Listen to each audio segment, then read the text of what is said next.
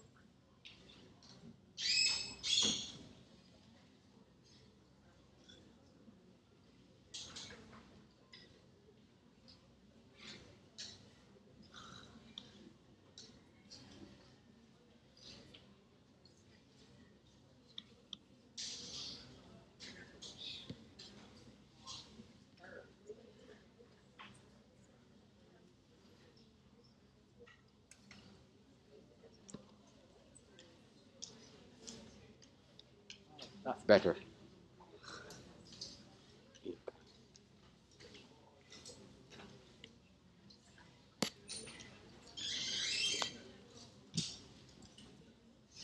Okay, so the key principle that you need to follow or appreciate going into the exam, as I said, a large percentage of the exam will not be essays, but you would have either a CPM or EFE, financial ratio for sure, or grand strategy matrix, or IE matrix. You'll have choices, so one of the things you will need to be able to do is to analyze a matrix. And one of the key things about it is you would realize, let me go through shortly, it requires your knowledge to integrate concepts. So they said it's not asking you just to look at numbers. Your role is the role of an advisor, consultant, so you have to do a comprehensive analysis of the numbers, but what is most important is your management or strategy interpretation of numbers and the implication of the numbers for business and recommendations. So you will have to make a set of recommendations, and it's just not that this increased by 10% or this reduced by 30%. You will need that, but you need to be able to understand or state clearly the implications for strategy, whether that strategy could be related to value chain or integration, ways for you to improve revenues or reduce costs. So I just want to be able to make sure that you know you still have to integrate our business model. It might be something that you might have to mention related to the business model or even vision and mission. So first, we look at the numbers.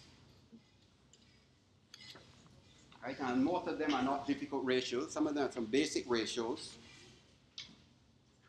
So you start then with what we don't have here will be the sales, and you realize it looks at quarter versus quarter year ago. So it looks at a quarter now and a quarter year ago, and it looks at income year to date. Right? So you're looking at a year to date, and comparing the company and the industry. You're looking at sales 5 years, so you have sales a quarter analysis versus a quarter year ago.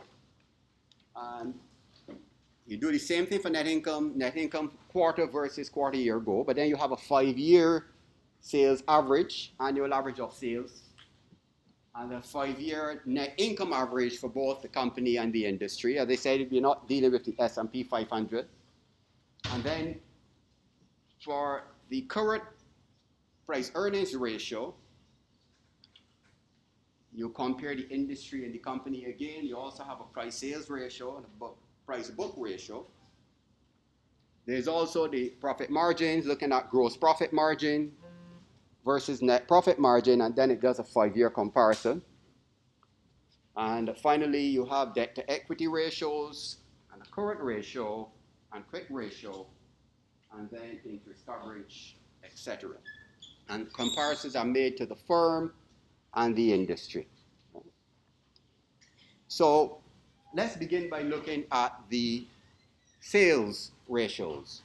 So first you look at numbers, right? So you have to first analyze the numbers and tell us what the numbers are saying.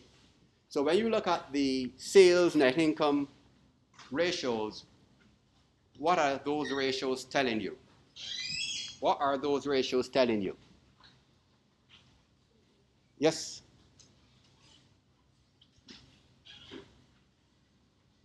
Yes, folks. Somebody begin.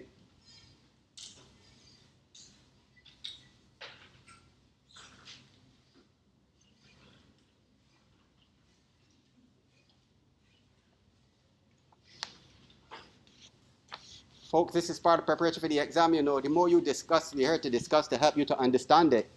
So keeping silent wouldn't help anyone. So all the lectures are finished. From now on, it's just interactive sessions going through the kind of things you're going to get in the exam. So I'm not here to give notes. We're here to analyze and help you to discuss. So who's going first?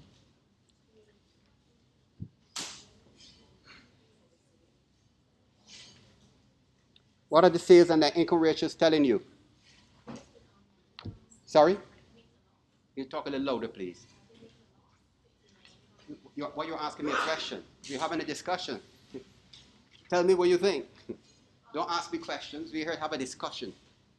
And we'll work it out. Some other body will deal with the issues. Right, so what is that telling you? Right. So go ahead. So what is it telling you? Right. But remember, the company is being compared to the industry. So whatever analysis you bring, you need to be constantly making comparisons to the industry. Because looking at the company alone doesn't tell you anything. Suppose the industry had made a bigger loss. You see. So if the industry had made a bigger loss, is that significant? Of course it's significant. So what does it tell you when you look at the net income over a 5-year period? A little loud. Everybody wants to hear you in a discussion. That they are far below the industry standards. Right? Anybody wants to add anything?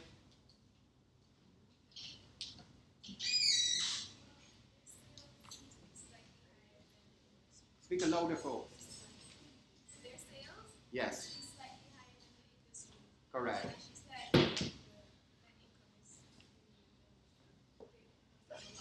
So if you look at the sales over the 5-year period of the firm versus the sales, so you need to calculate and make those comparisons. How significant is the difference of sales over a 5-year annual period? So you're saying then that what? The sales for Whole Foods seems to be, is it marginally bigger over the 5-year, significantly bigger? Right, it's significantly bigger. So what does that tell you then?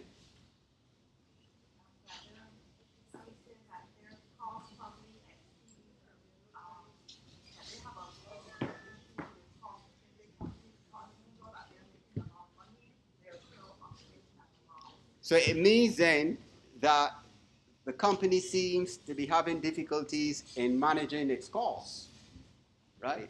Because of this big variance between the sales over the 5 years and the fact that they are making a loss. And if you see, the industry did not have such a high sales outputs as the firm, but in terms of the profitability. So the converse is true, that the industry seems to be. So what then would you add to that? You realize that the company seems not to be managing the cost. So you're a consultant, you're advising the company. What are you going to tell this company? Louder, we're in a discussion. They need to analyze this cost structure. Go ahead.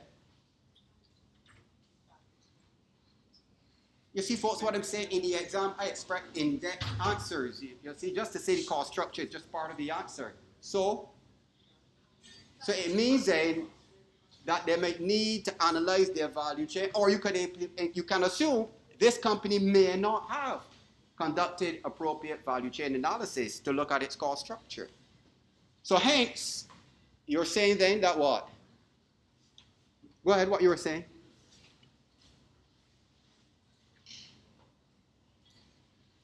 Go ahead.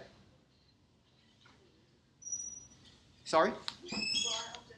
I haven't heard anything. You were talking. I made my point. You made your point. Go ahead. Sorry? What's that? Well, I'm worried. I'm asking you. Go ahead. You were making a point. Make the point. Madam, why you pass?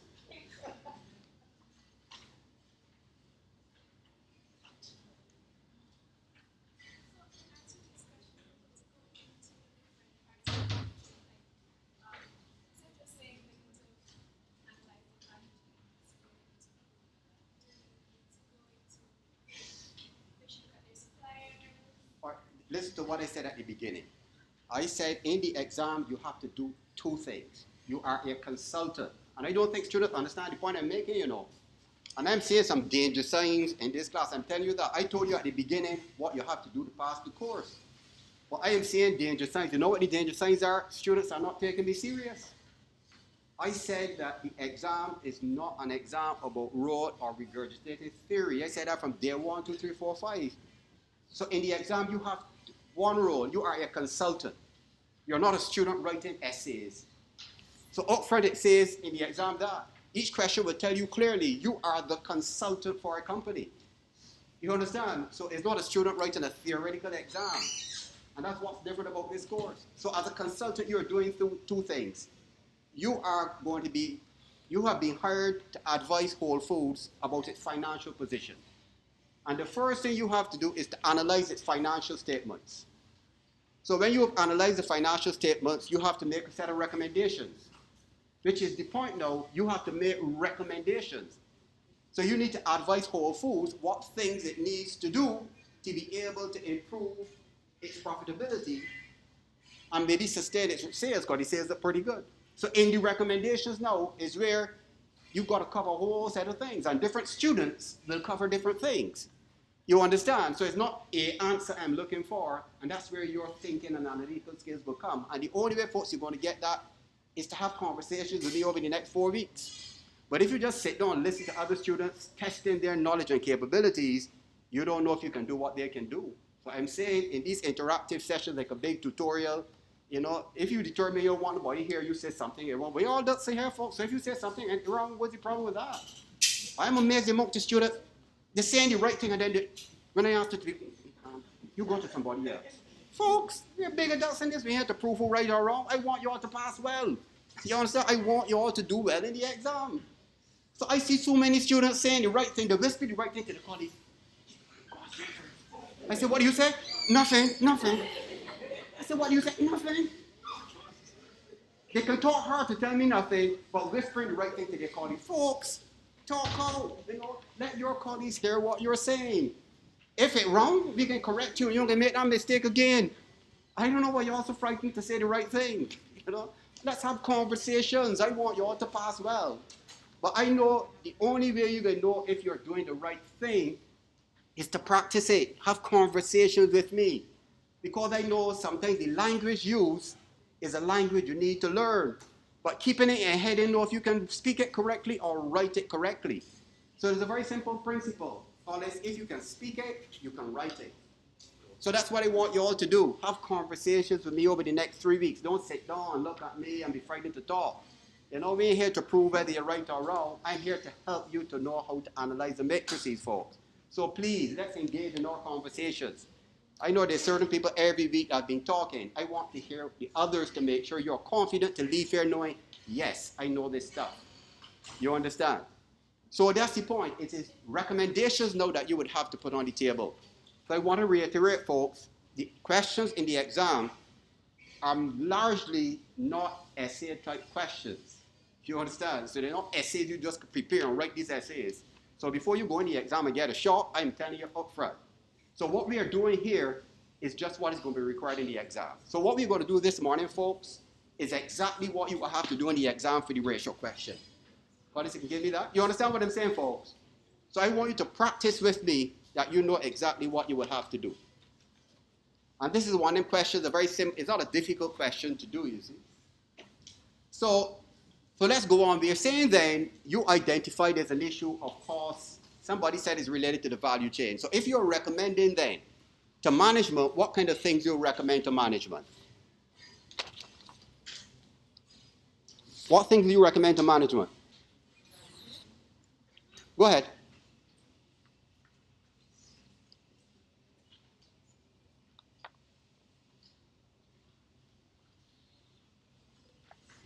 We know the costs are high. The sales are high, but profitability is in the negative. So what are you going to recommend to the company? Yes. Mm-hmm. Which process?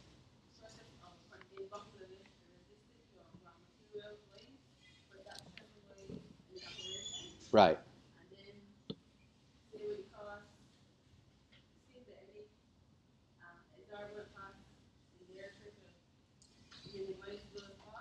So she said you go to see if you go to analyze the exorbitant costs. It means what you have to do then to see that. So it means that you will have to engage in strategic cost analysis to identify where your costs are unit by unit. And when you go through that process, then what are you going to help the managers to identify? You're going to help them to identify their cost drivers.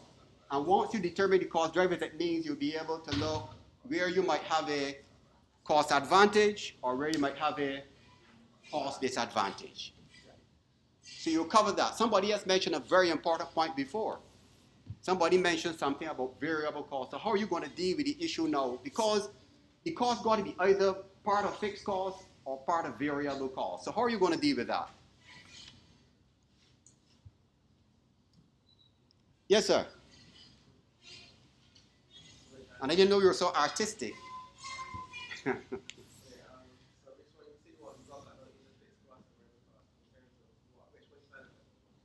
Me? I don't back on anything. You're telling me which you're advising. Sorry? Of course you can't cut down fixed costs. How can you cut down fixed costs, folks? Link it to a strategy. I can retrench. What kind of strategy is it? A defensive strategy. So you can advise the company, listen, your cost structure is so high, you need to consider a defensive strategy, and you will now implement retrenchment. And that's the language I want to hear. A defensive strategy because you're in trouble. Look at the industry versus you. 14. So you understand? So telling me, all I want you to do, I'm not looking for a right or wrong answer. I just want you to be able to show me you understand these concepts. So even if you get numbers, suppose you calculate a percentage wrong. I'm not interested whether it's supposed to be 15% and you calculate 25. That's insignificant. The point is you understand there's a variance. You understand? So I'm not looking for perfection. I'm looking that you understand. You can think and analyze and show me you know the concepts and the activities that management can use to improve the costs to make the company. That's all I want. I want you to show me you know the language and you know the techniques and the tools that management can use, folks. You can get all your marks. Trust me. So I'm not looking for a clone response. I don't have a response, a perfect answer, and which makes it easier for you as a student, you see. So you understand what I'm saying then? So you said that that's one approach. So that's how I deal with my fixed costs. So who might not like it? Or who else might not like it? Trade unions, which is an implementation issue. So you can feel free to determine, but from an HR perspective, I am advising management, if you are unionized, you might need to consider having some discussion with the union to let them appreciate that it is a decision we have to make. We've got implementation deals with the human resource issues. You understand what I'm saying? So students can go down so many different angles, but all you're showing me, I know this course. I know the concepts. Right, but you providing is going in assumption that these employees will have tacit knowledge and that you can do without them. And I'm calling that's an excellent. Say that again loudly. He's going on the assumption that his employees does not have tacit knowledge because if he can do without them. If he cannot do without them, that idea is not going to work. So it's a brilliant, excellent college, but there's a response you can deal with that, which deals with the normal laws of probabilities, Will a company have 100% employees with tacit knowledge? So what are you going to advise your employer then? Sorry? That's it. So I will start to scale back, following all laws and regulations to ensure, and you would advise your company know that you're advising, you must ensure that those that you're retrenching are not your employees with the tacit knowledge. Because why is it important to make sure they're not the employees with the tacit knowledge? Because they will give you the competitive advantage, because when they have tacit knowledge, they also will have distinctive competencies. And if you want to go to the top now and get 100% in that particular part of the question, you got to add one thing now about these distinctive competencies. Put it in a theoretical framework. Put it in a... And so it means that you're going to say then that if you put it in the context of the resource-based view, the resources then, and why we cannot let them go, because when they have tacit knowledge, an internal resource means that once they have a distinctive competence, it is rare. It cannot be easily, and that's it, folks. You know the stuff. But all I'm helping you to do, that's why I say it's important to have conversations. All I'm doing you is show you how to fix the puzzle, how to put the pieces together. Because as I tell people, a puzzle in a box could be 1,000 pieces. I'm just guiding you over the next set of weeks to know now how to place these pieces to complete the picture. Yes?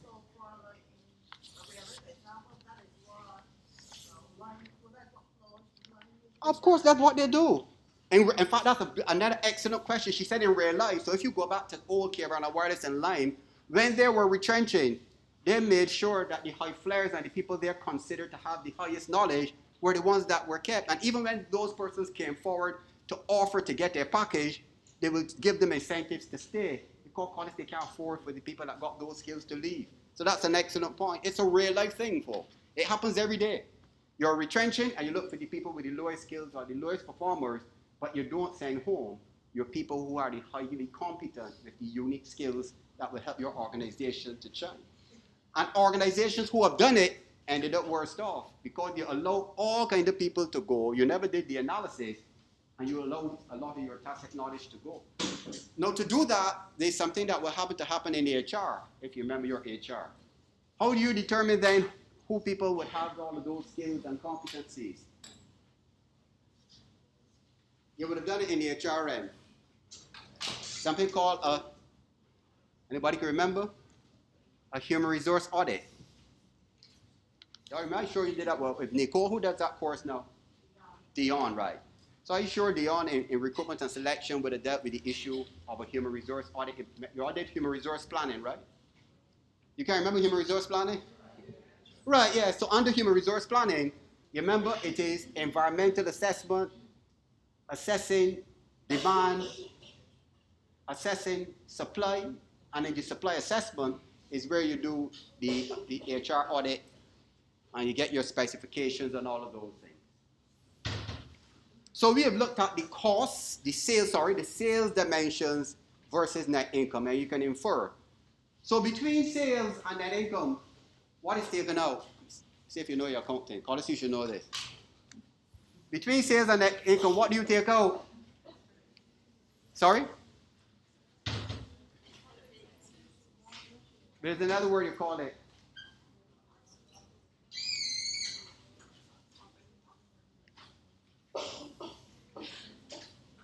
It begins with C. Cost of goods sold. The cost of goods sold. The cost of goods sold.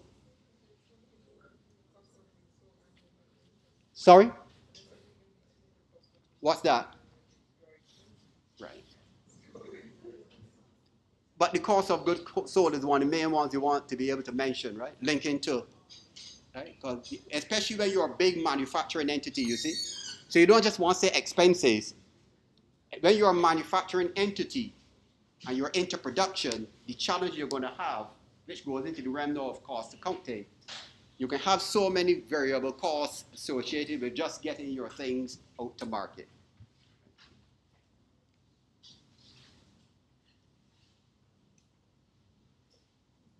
Now the other thing, what other thing would stand out in this first one, the first one with sales and net income? What stands out? Something stands out that, Sorry, yes, Carlos? sorry, there's something very, very important. You see it on the fifth line, net income of the 5-year trend. Yeah. For foods, net income figure is negative, which points out then that this company is hemorrhaging. Yes. This company is, well, versus the industry standard is approximately 40%, which states then that the industry is that is the industry standard. But when you compare for foods, for food is approximately 15%. 16% less than the industry standard. Yeah. So it gives you an idea then that the cost drivers and whether it be fixed or variable are so that they're consuming all of the resources from your initial capital. So I want Steve to continue. People will continue for you? Yeah. But if you look at the quarter versus year ago quarter, it suggests something. Quarter of this year quarter versus last year. What do you think is happening there? Sorry? They realize we're not going after the market. It is like to call it spoil. They realize that there is a problem and they're trying hard to fix it. It could be they got an ultimatum. If management might have gotten an ultimatum, if you don't fix this problem, you're in trouble. If you don't fix this problem, you're in trouble. I'm going to fire somebody. So they're trying hard to address the issue. It seems there. Trying really, but just a quarter. But I agree with Collis. It suggests there's some hemorrhaging. Over those years, there are some years where there was significant hemorrhaging. So let's go then to the price-earnings ratio. What is the price-earnings ratio? Anybody? What is price-earnings ratio?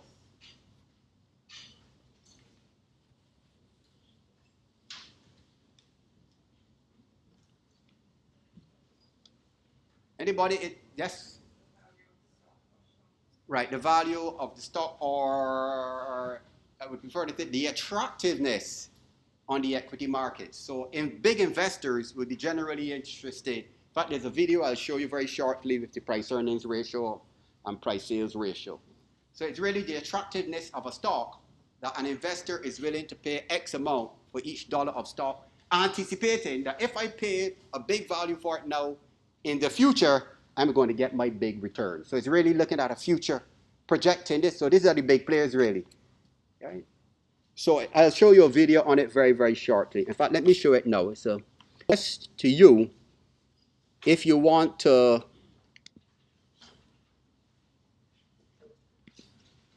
right, let me look at this one. Oh boy.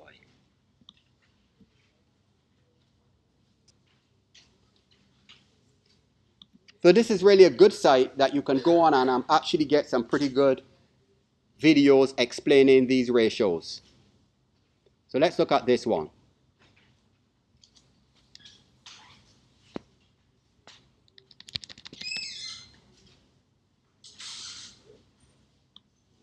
The PE ratio is used to determine how much investors are willing to pay for a stock relative to the company's earnings. The PE ratio is used to determine how much investors are willing to pay for a stock relative to the company's earnings. It's calculated by taking the current price of a stock and dividing it by the company's earnings per share, or EPS. We started again, sorry.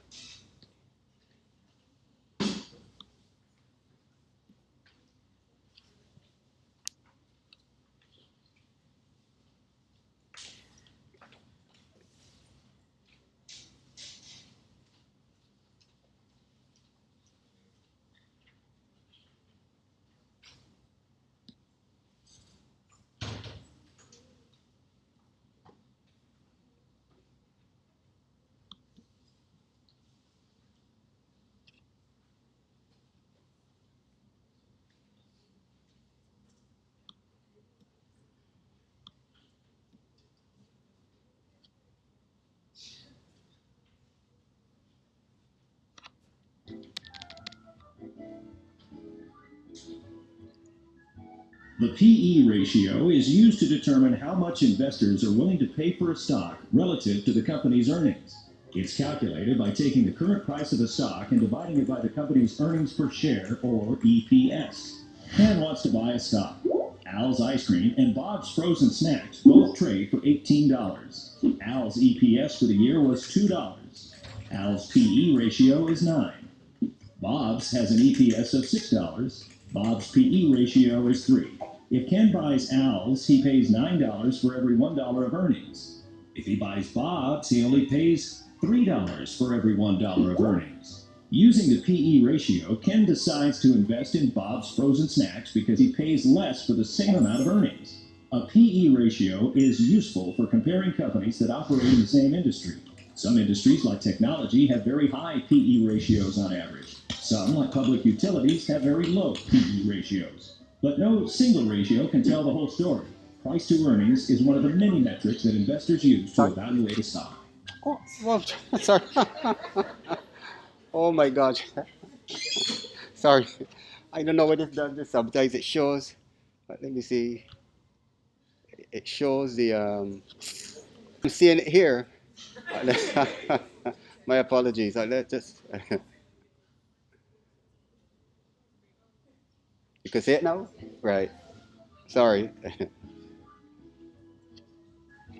The PE ratio is used to determine how much investors are willing to pay for a stock relative to the company's earnings. It's calculated by taking the current price of a stock and dividing it by the company's earnings per share, or EPS.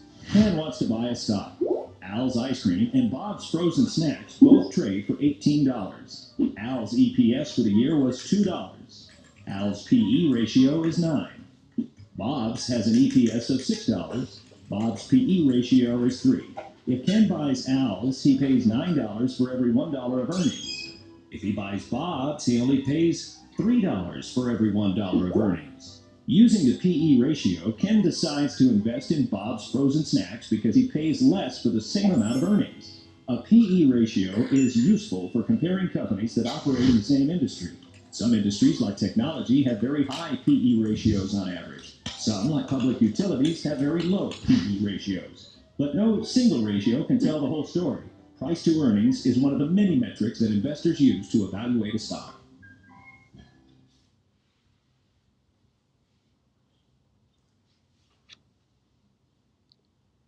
Let's see if we can get the other one.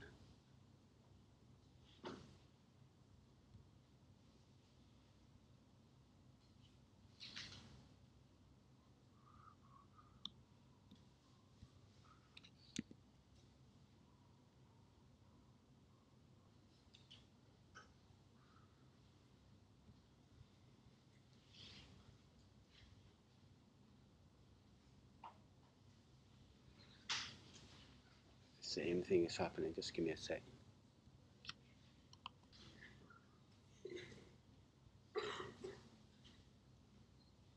She reveals how much Wall Street values every day.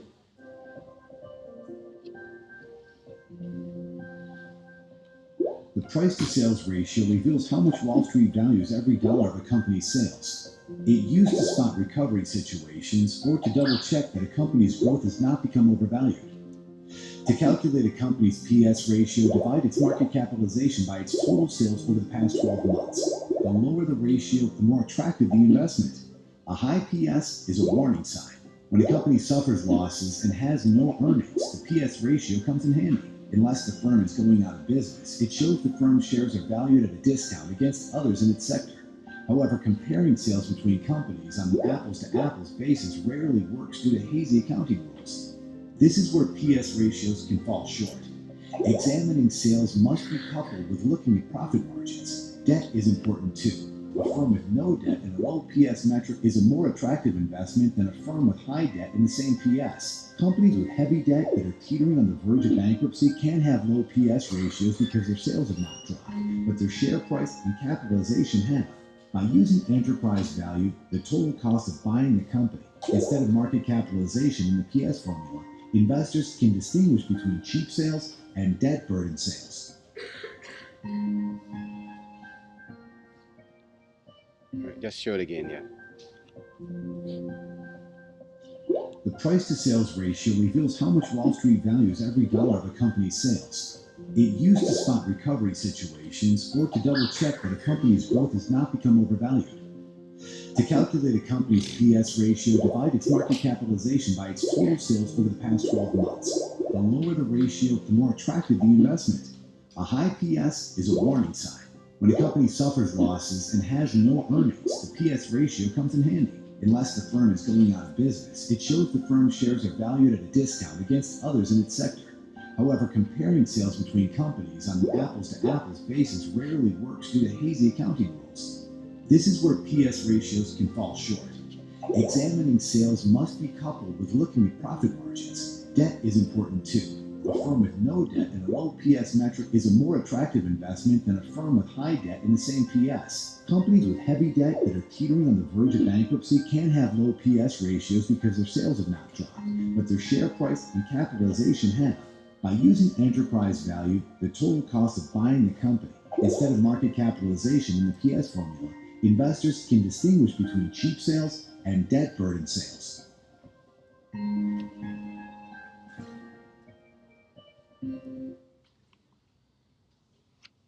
So the principle they are following is that the lower the ratio, the better it is. But they said you have to be cautious that it's not a debt burdened company that might look attractive on paper. And the other point they're making, you don't just look at ratios in isolation, you need to look at so many other factors. Right? But they said another point I want to make about the exam, remember, you only have 2 hours to do 3 questions. So I really can't put a comprehensive case like the Walt Disney case. So I think I would have written it in the exam paper that you can make reasonable assumptions because of constraints of information, right? So if you answer the question, you realize there's information not there, and there will obviously be a lot of information not there, because you're just looking at a matrix as such. You can make reasonable assumptions. In the absence of this information, my assumption is that X seems to be the case. And once you state up front your reasonable assumption, you can then follow with your logical arguments, as is accepted in any case analysis, because an in-class case analysis can never give you all the information necessary to make wise decisions. You see? So make a note of that. As I said, the intention is not to trick students or anything, is for you to come, being prepared to think through logically. The only other thing, because I want to move on to the CPM, because that's an important one. The only other thing I want to look at would be the debt. See if I can open this.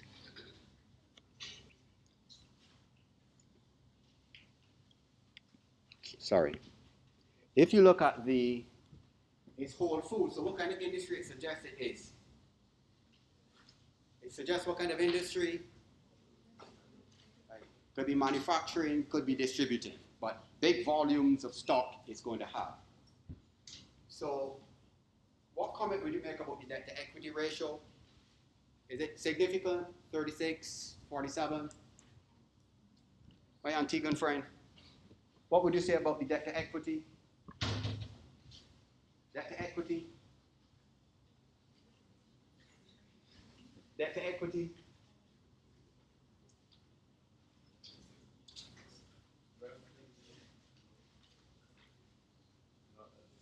Right, lower than the industry for sure. Right? But it's not an extreme variance between the two. What about the current ratio? 1.5, 1.2. Quick ratio, 1.1, 0.6. What would you say about the quick ratio comparing Whole Foods to the industry? Right, they can cover their short-term liabilities. And, sorry? Even better than the industry, Collis?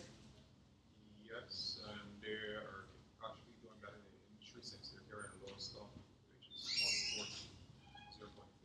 Right. The industry carries inventory of 0.6. So what are you saying about that quick ratio? That they actually, since stock is going to be hard to push off, marginally better. You sure? Uh, What with the industry? Any concerns you need to have here? Sorry? Any concerns you need to have here? What's the danger point for a quick ratio? Huh? What's the danger point? Then you should start to get in trouble that you might not be able to cover your short-term obligations. Sorry? Yes, once you get below 1, and if you look at the industry is 0.6. No, there are two things we can assume from this. Right? The industry is 0.6. There are two assumptions we can make from this. Anybody wants to challenge it? Because below 1 is generally the accepted accounting practice. But there are caveats to that. What's the caveat?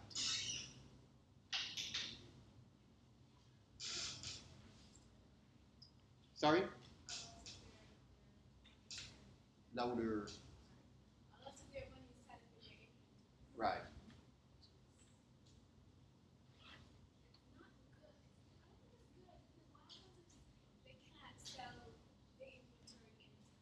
Right. Or it could be that based on the type of industry, they generally carry a low quick ratio. It could be an industry standard. That's the nature of it. You see? That's how stock moves, that's the nature of the industry. So it could be that is the standard. Or, because if it is the standard, that generally, historically, the industry carries its kind of relatively low quick ratio, it could be a condition of the industry which is high risk. But that's the nature of the industry. It's like technology. To get into technology, you need multi-millions in terms of startup costs. Right? So it could be that, which means that Whole Foods, in terms of inventory management, is doing extremely well. But if you look at the sales again, right, its sales seems to be way better than the industry. You understand? So it might be that they have worked out a way to really get their sales out, get the stock out. So that tells you that what would they be doing good that they can get their stock out quickly? The marketing could be marketing, outbound logistics, right?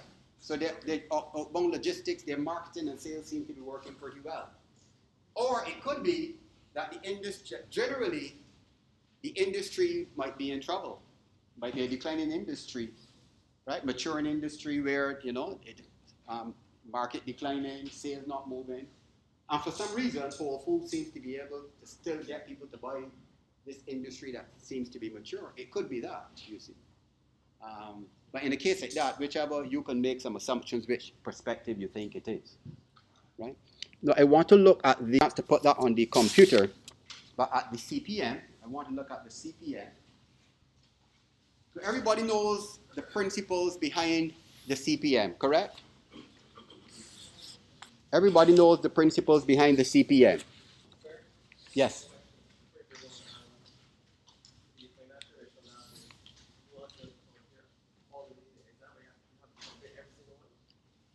In fact, that's a very good question. Well, to say every single one might be misleading, right? Compare groups, right? So you can compare the group. The first group, second group, third group, fourth group. You compare groups. Of course, you could refer to the individual ratios, but it's not have to look at everyone individually. So you can look at sales and net income as a group, then the other price and sales ratios, margins, profit, net profit. So do them in groups, and you can make assumptions about that then. Yeah. So you can speak about its profitability using those, and about its liquidity using the current ratio, etc. That's a good question. No, you wouldn't have the S&P 500, just the industry and the company. Right. In the example, you wouldn't have the S&P column. You would just have company and industry.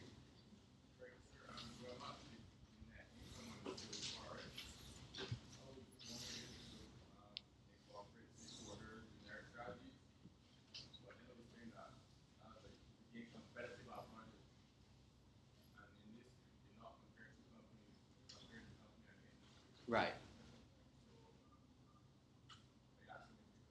If you could. In what sense? What context you would put it in?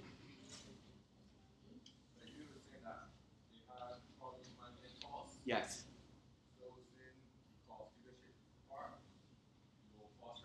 Right. Right. Yes, you could as a strategy, correct? Yes. You can use cost leadership as a strategy, but in order to use a cost leadership strategy, it means that you still have to pay attention to more so than not. If you're using a cost leadership strategy, what do you have to pay attention to? Sorry? Right, so it means you have to what tool you have to pay attention to then? Your value chain analysis. You understand? If you're going to recommend a cost leadership strategy, in the paper you need to indicate as the consultant, since it is recommended you utilize a cost leadership strategy, you need to really look at your value chain analysis and look at your supply sources, your operations, variable fixed costs. So you would have to mention, most critically, the role of value chain analysis in your cost leadership strategy. Everybody understands that?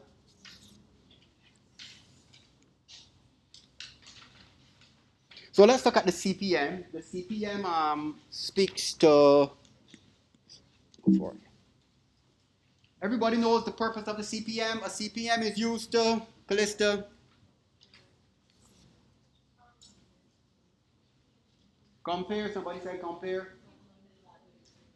Right, compare companies operating in the industry or your key competitors operating within the same environment.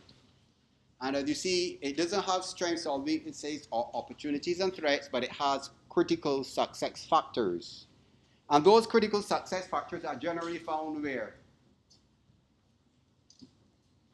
What factors are mostly found in the critical success factors? Internal or external? Mainly the external, right? Because the advertising, customer, mostly internal, you would find. And the weights is important with the CPM to understand the purpose of the weight. So in a CPM, the weight relates to,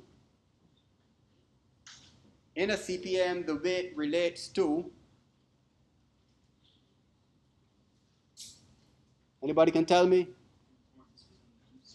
Yes. In the CPM, it relates to importance in the context of the industry, right? And that's an important point to note.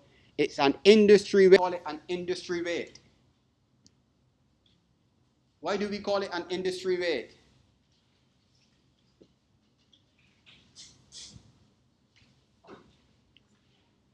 Right back there. Yes, why do we call it an industry weight?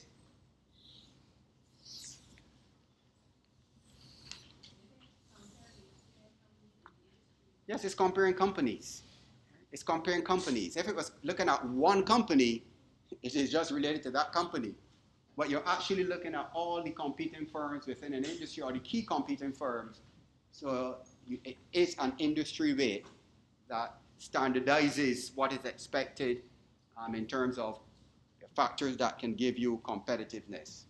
And remember, in the CPM, it is saying these are the factors you need to focus on if the companies are to become competitive and sustain that competitiveness. So I said before, when you are analyzing either EFE, IFE, CPM, what's one of the first things you do when you're analyzing? What's one of the first things you need to pay attention to? The weights, because they determine importance. And under exam conditions, you can't spend time on everything. If not, you would only do one question. So you focus on those weights that are highest, right? You focus on the highest weights. So in the context of this example, the highest weight then relates to customer loyalty, followed by price competitiveness. The two of those are the main weights. We have a 1, 2, 3, 4 nines, right? 1, 2, 3, 4, 4 nines. So the highest two will be customer loyalty, price competitiveness, and then you have 4 nines. I suggest in a situation where you have 6 dimensions, you begin looking at the highest, the 2.1, sorry. Focus on the 2.1s, and you can mention the second ratings of the 9s are also significant, even though I wouldn't expect you would be able to write maybe on all of them. So for customer loyalty, what is it saying? What is customer loyalty saying?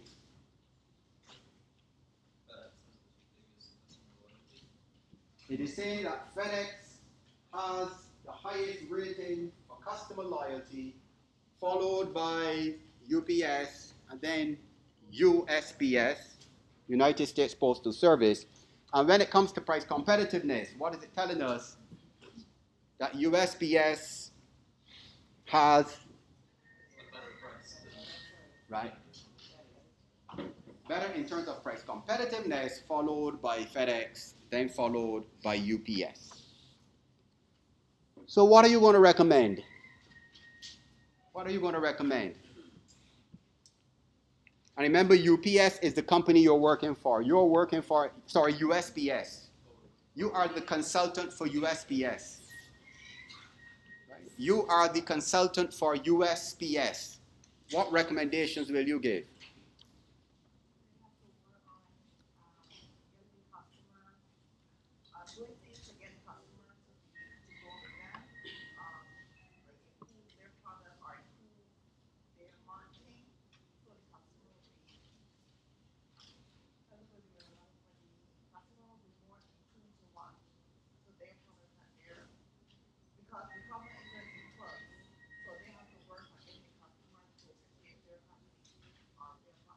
All right, so it means then you might need to look at some other things to support your argument.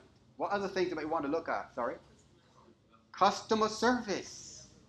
Because customer service is rated at 2. You understand? So that's one of the things they can improve. So folks, you see what I'm saying? Even though we're looking at the highest rate, you can also refer to other factors. Because if customer service is below par, it's going to impact on customer loyalty. So you have to pay attention then to customer service, and you can make whatever recommendations might be necessary, yes? You're asking me or telling me? Why? Why do you have to look at value chain?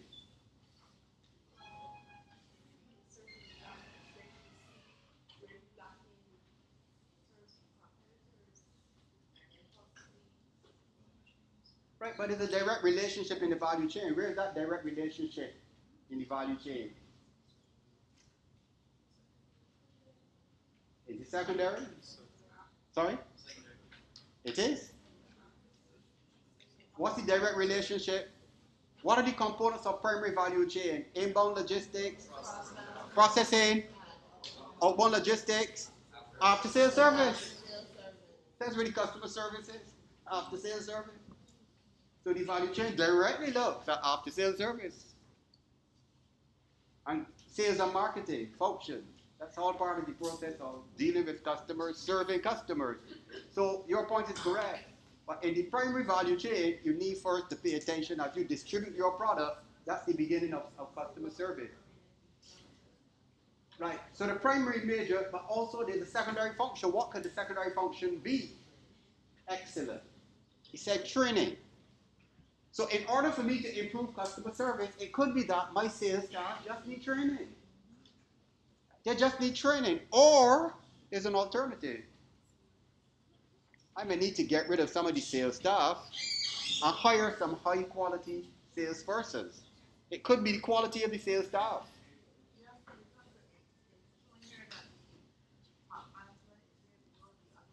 Excellent. So you see again now, top management, very weak.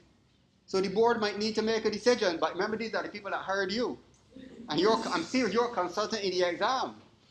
So how you can't tell your client that you need firing. So what are you going to recommend to your client? Huh?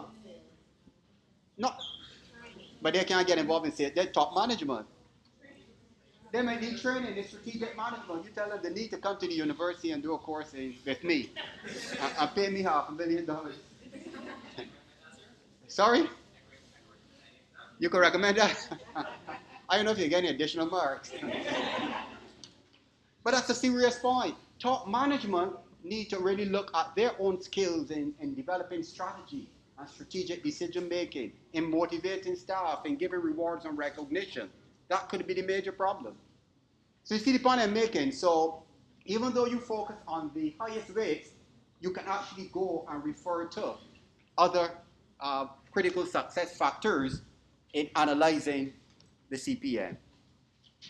So folks, what else you can look at? Technological, there's so many different things you can look at, right? And different students will look at different things. But for sure, the ones, I will pay attention to the ones and see how the ones might be linked to the defined ones. Sorry, the ones can be linked to the highest ratings. You were saying something?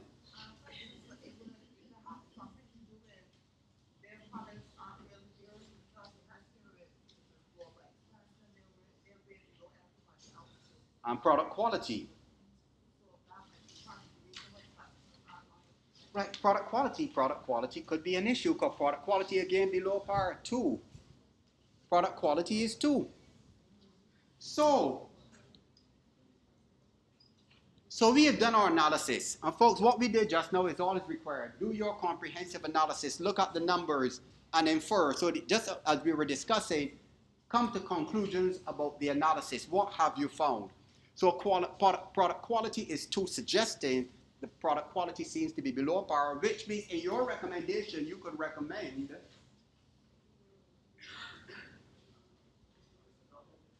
that's it. So you can recommend an intensive strategy, which is the company may need to engage in product development. And engaging in product development, it means it also has to pay attention to research and development. Excellent. You see the linkages for, you look at a strategy of product development, and since you are recommending product development, you're also recommending that management would need now to pay attention to secondary value chain and invest more in research and development to make sure that they can work with marketing to come up with products that the customers may desire. Yes, scholars? Yes, but then you got your market share value up too, so you need to back bring it back to because no matter how much you do all that, you still got to get products up. An excellent point. So folks, the point I'm making to you, under exam conditions, we just looked at all possible approaches. I don't expect you to come up with all these approaches. All you need to do is to zero in on the ones that you are arguing the case. For the purpose of this question, I will focus on the 2 highest weights.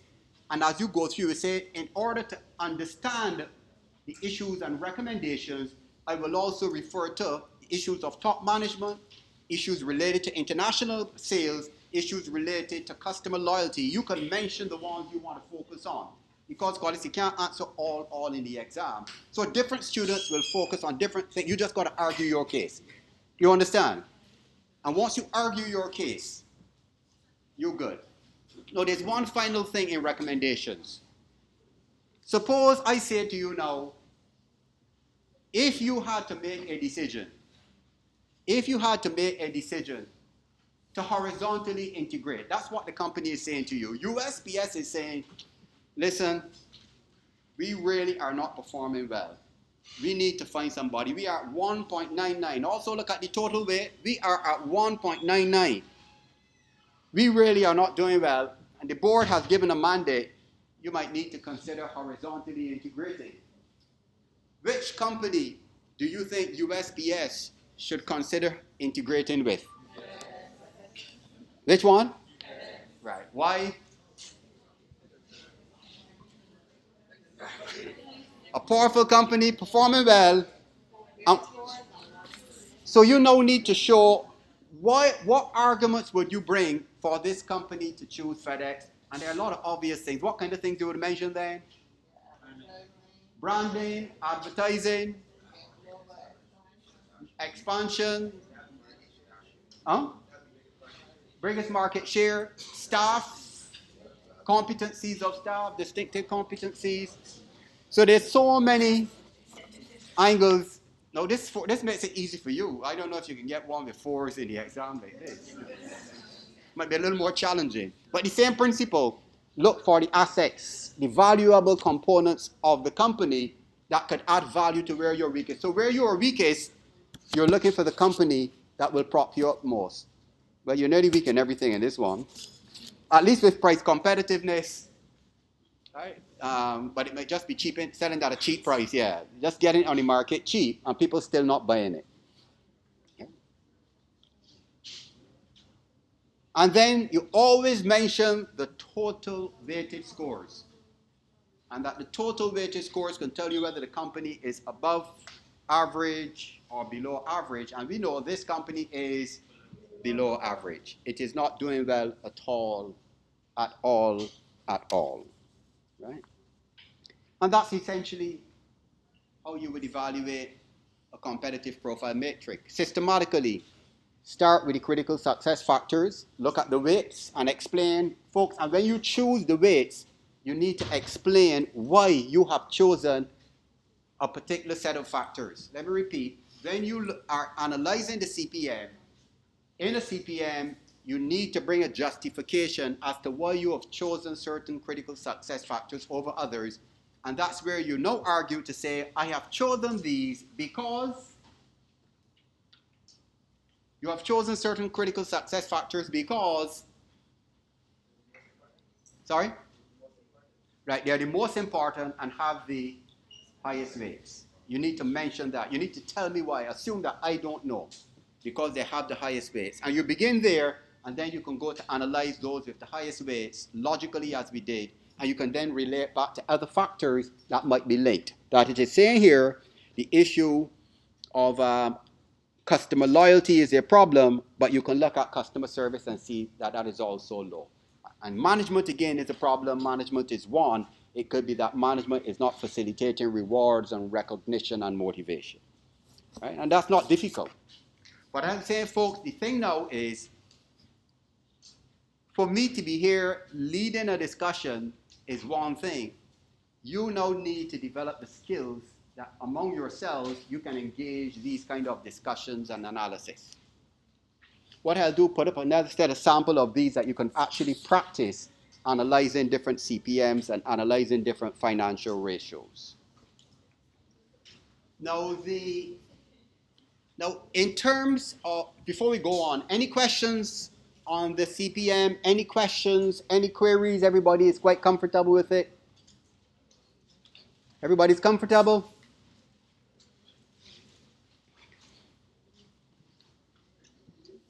So I just want to make a comment now about implementation, and I will begin with that for next session. If you look at the course outline, we have broken down implementation into about 3 lectures, but it really does not require 3 lectures.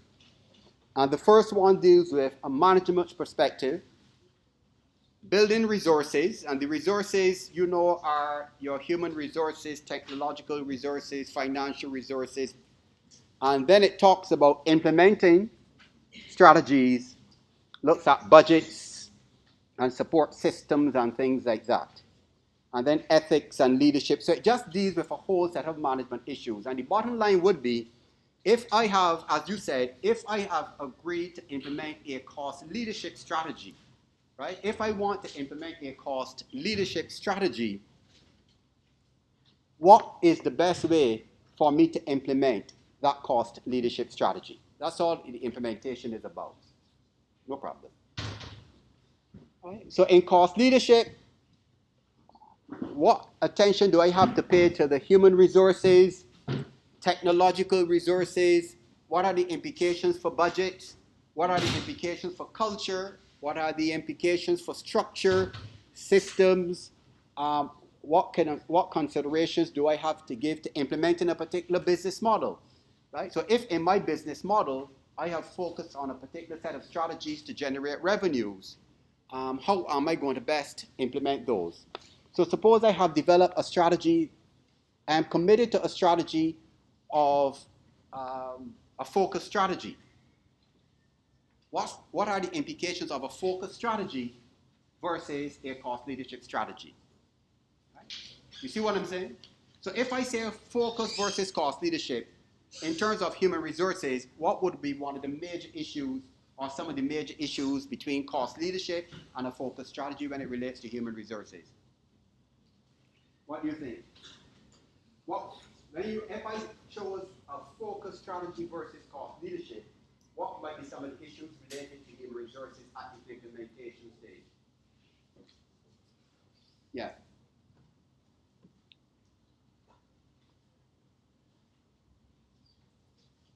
Anybody? What might be some of the implementation issues from a human resource perspective?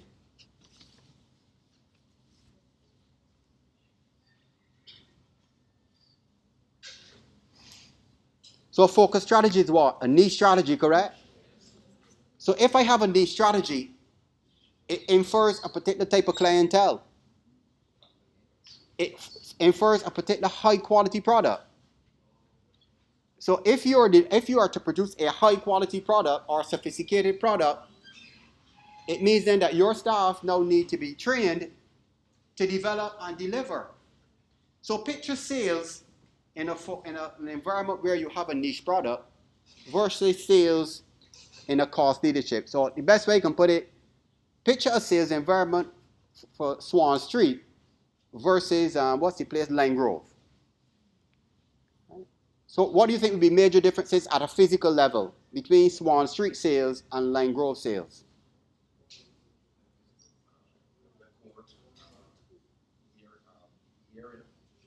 How it looks. The products you use will have to be more expensive. The staff, how they dress in terms of their skills in communicating, because some of the customers coming there will be customers from all over the world, very rich people who have traveled all over the world, so they want to converse with you. So you just can't stand up. So you need to be able to communicate effectively. Right? So again, the whole environment, the physical environment has to be different to a Swan Street. The ambiance needs to be different. So you're talking about physical resources, technological resources. So somebody going to Line Grove to pay a bill, you can't tell them, well, we really don't have the machines for swiping cards or credit cards. You surely can't tell them we only take debit cards, not credit cards. But you can go in Swan Street and the guy tell you cash only. And you just pay by cash. See? So there are implications for systems, processes, technology, physical resources, they say technological resources, the skills of your staff. All of those things would factor in if you choose a focus versus a cost leadership. So training and development. So picture you're selling clothes, cheap clothes, versus selling clothes that are brand name and customs made. So people are going to ask you questions about them. Who made them? What materials are used? Where did the material come from? Is it authentic? What kind of cotton? But I sure somebody selling clothes in Swan Street, not interested whether it's from Bombay or China. It is just clothes, and you're selling clothes and you're looking for price.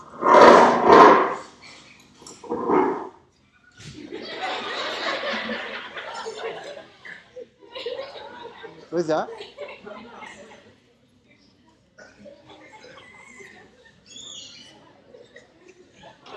That's true.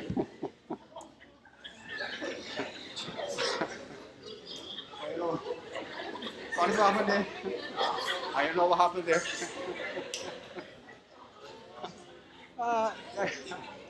A technological boo-boo, huh?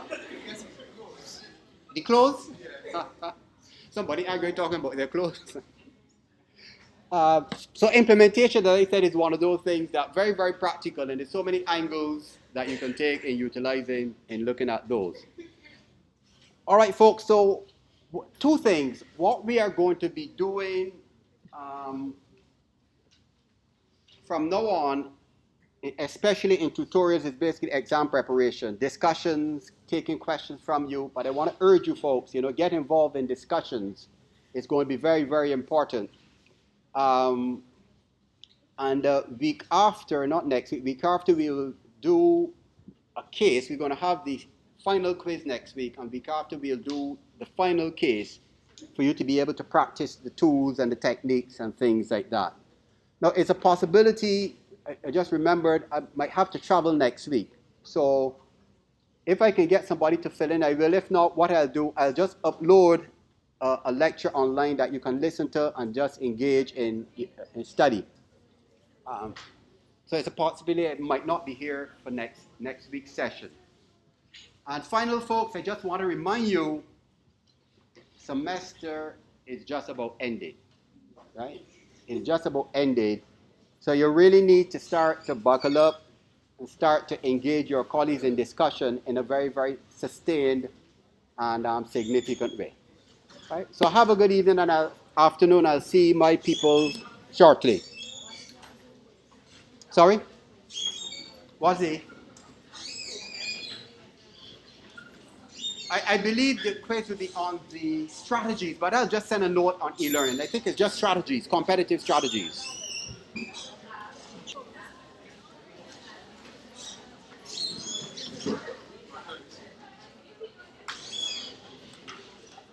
So you said the strategy is coming next week?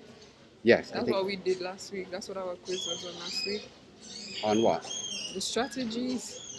Which strategies? All the different types of strategies. That's Yeah, what the hold on. quiz was on. I was wondering if I did the wrong exam.